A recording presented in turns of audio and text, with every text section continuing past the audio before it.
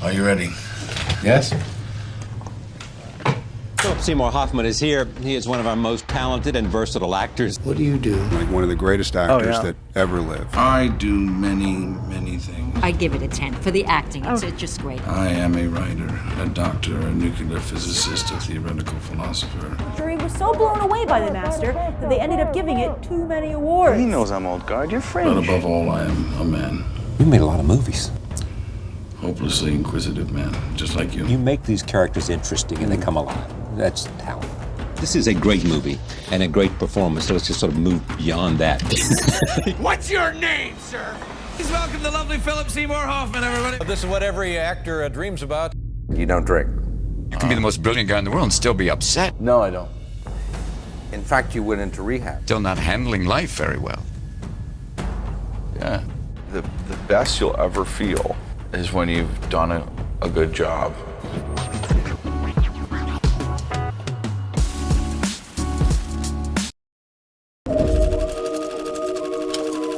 Philip Seymour Hoffman's career began in theatre in high school before he attended New York University's Tisch School of the Arts. Born 1967, but not into an obviously theatrical or dramatic family. In fact, your mother, a lawyer. My mom's name is Marilyn O'Connor. Where's your father? So was there any early indication? I mean, were you very keen on movies or theatre? You grow up and you watch films. So I never thought I'd be a part of that because I thought it was some magical land somewhere. Early on, I was just into baseball until I was about 12. And then my mom, who was very much into the theater at the time. My children all grew up with that. She took me to see All My Sons when I was about 12 years old. And really, my life changed on that day. She brought up 4 kids alone. And then I ended up going to college for it. And she deserves a congratulations for that. And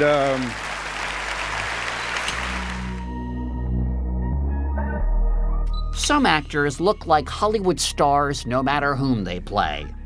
Not Hoffman. Hoffman was at Sundance just a few weeks ago, looking slouchy. But that was his style, not primped or groomed like your typical Hollywood star. Philip Seymour Hoffman didn't fit the Hollywood leading man mold. You look like a guy. And he knew it. It's very refreshing to see someone in a movie that doesn't look like there's some kind of gym twink. You know what I mean? One writer called him too pudgy to look romantic or heroic, but Hoffman owned it. As the New York Times put it, always rumpled and sleepy looking, like an out-of-work actor. Most people don't look put together. They just don't. The first time many of us remember seeing him was as a rich jerk in Scent of a Woman. How it works here, we stick together. It's us against them no matter what. So what was the turning point film? Was it Scent of a Woman? Hollywood doesn't know what to do with someone like me, he said. That was a huge turning point.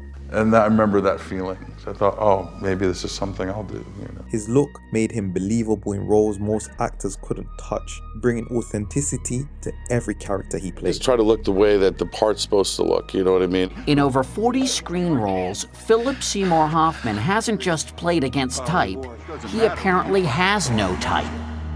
And the winner is Scent of a Woman. But it's always for you finding that humanity that's really important. Philip Seymour Hoffman didn't just act. Philip's performances made us pay attention. Yeah, that's kind of our jobs as actors. To strange or lonely. Whatever character he's playing, it is going to be a bumpy ride. Uncool, unusual men. Because we are uncool. He became his characters. It's kind of impossible to gain real empathy without actually showing raw, unfiltered, and brutally honest. The awkward, ugly, uncomfortable thing. He turned pain into art. Good-looking people, they got no spine. Their art never lasts. And I've always said, in order to defend somebody, you have to show the worst side of them. pretty deep. His own struggles fueled his performances, allowing him to dig deep into the soul of each character. Well, they get the girls, but we're smarter. Yeah, I can really see that now. I'm a half hour into this movie, and I've had to watch it in 10-minute increments. I'm glad you were home. I'm always home. I'm uncool. I mean, what can I talk about? I have nothing to talk about. I'm boring. Me too. You're doing great. You know, the only true currency in this bankrupt world is what you share with someone else when you're uncool. Hoffman's characters, on stage and on screen, often struggled to keep it together. You know, I grew up with it. I know what it takes to look in the eyes of dying people day after day after day and to come home for dinner at night. I know what it takes. You don't have it. I just watched that Love Liza movie. What's Love Liza? It's Philip Seymour Hoffman, and he plays this guy whose wife she's just killed herself, like at the beginning of the movie. Yeah. And she's left him a letter. Your daughter wrote me a note. He like can't bring himself to read it. I don't want a letter! I don't want a letter! And it's just like, oh God, I don't know if I can watch him do this, another one of these guys, man. I loved Will! I did! I loved Will! Like just watching somebody just so up their life. She left reasons, Will! It's my name! Are you okay? And the way he plays it, it's just so real. I've never been the type of person that says, I want to play this kind of part, or I want to do this, or you just kind of go where you go. Philip revealed so many uncool people so often, so beautifully. It seems to me that he made almost no mistakes in his extraordinary career. That fearless vulnerability made him a master at portraying broken, complex humans with unparalleled empathy and truth.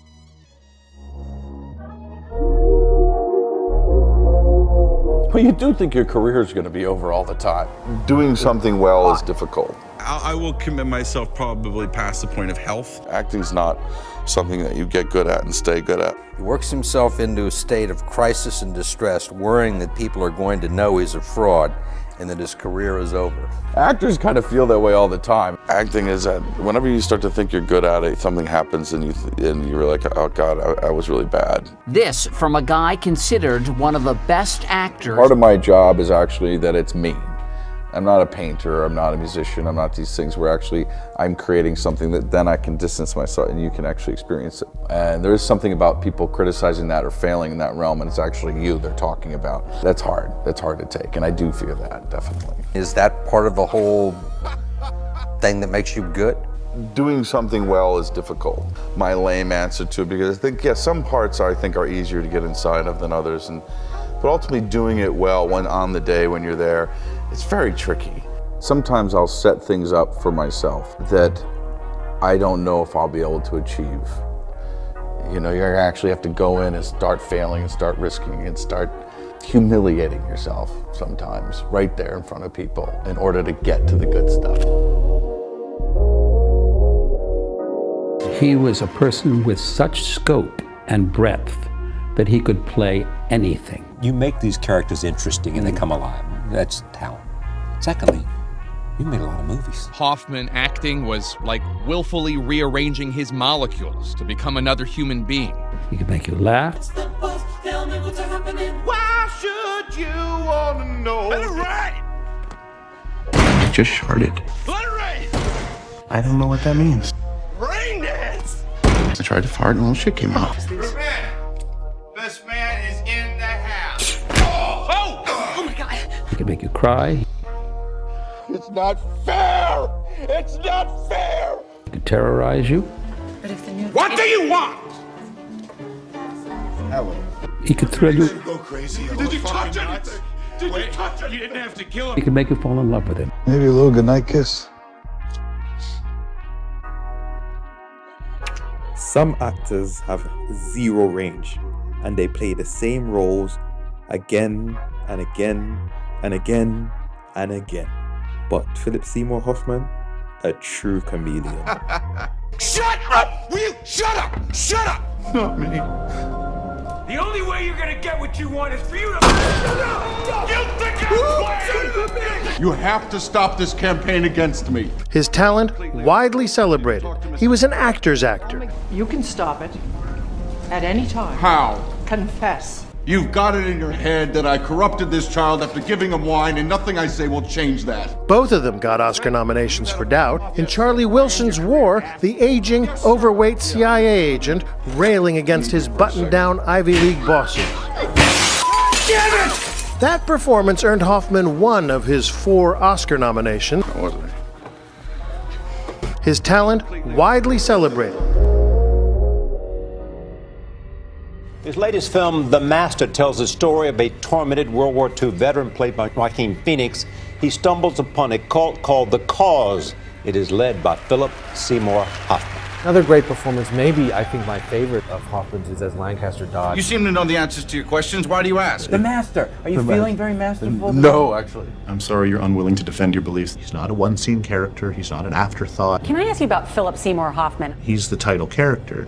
You are not this guy who would start his own cult religion. He's playing a very charming and charismatic Hoffman dominates the movie. and somewhat monstrous figure, the leader of this cult. In order to play the character, what Hoffman does is something very unusual for him. So when Paul Thomas Anderson says, Phil, I want you to be the master, what do you say? He abandons naturalism entirely. What he shows you in this performance is a character who's very much aware of himself as a performer. And he plugs into a theatricality that's modeled not so much on L. Ron Hubbard, who's the character's historical model, but on Orson Welles. Who's acting out himself. Still find it difficult to see the proof. It's this protean acting all the time performance. You already know the answers to your questions, then why ask? Pig f***.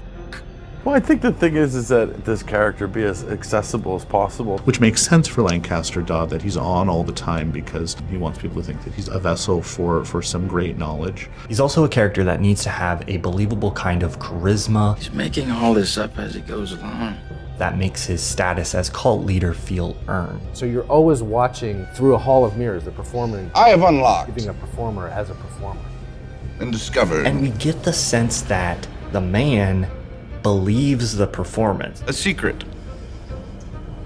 to living in these bodies that we hold. They love it or they don't love it. Yes. What's going on? So he's kind of caught up in his own The secret performance. We loved it.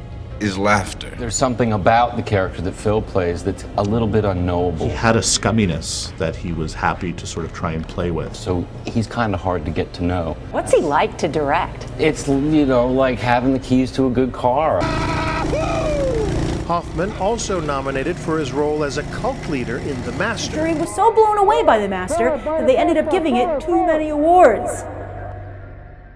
Philip Seymour Hoffman is here. He is one of our most talented and versatile actors. His latest effort is the lead character in Capote. Is it true that you had to accept the role of Truman Capote, kicking and screaming? What is it you have to capture to find the guy you know is Truman Capote? The movie in which a big guy with a big head and a big croaky voice Well, I don't think you actually need to be honest. made you think he was a little guy with a little head and a high, squeaky voice. The Oscar goes to? It was like, why would I be the guy to play that part, Voice is easy. I'm very far away from him in so many ways. Or not. No, the voice, sometimes those things can be.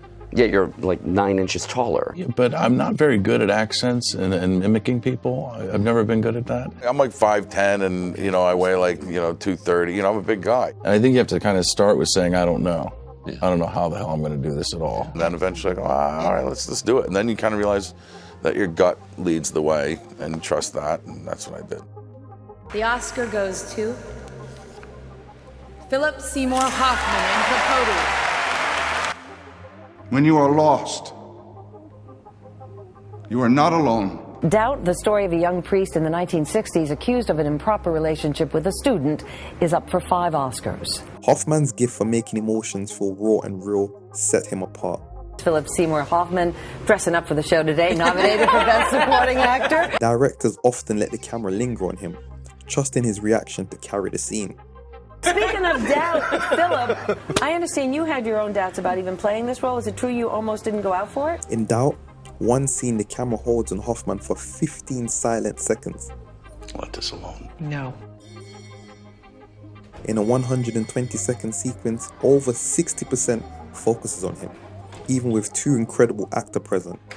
No, John Shanley called me, and he offered me the role, and it was more about thinking about scheduling and stuff, but nothing about it. It's a great part. Hoffman didn't just act; he pulled you in, making it impossible to look away. But such a tricky part because you have to inspire doubt in everybody. And Yes. It comes down to those little details like the length of your fingernails, the way you hold a cup, the way you cut and eat your meat. Yes. Was that a struggle for you to find that character? I remember when I first saw a cut of it, I thought, I don't think I've ever got a chance to play a part like that.